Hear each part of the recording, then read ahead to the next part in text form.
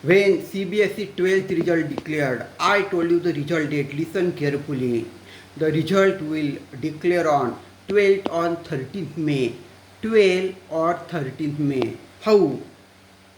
Because last 3 years analysis, deep analysis, when the result is declared and on depend on this study, the result is declared on 12th or 13th May. Remember, how to check the result? Go to the website cbsc.gov.in cbsc.gov.in and there is a link is found. Click on that link and fill the information like your roll number, school number, date of birth, admit card ID they ask, and then you can see your result. This is a question of future of over 18 lakh students.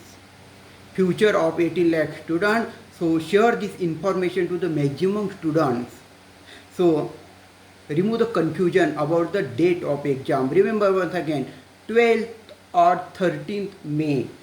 12th or 13th May based on previous 3 years result. Share, and if you like, subscribe. Thanks.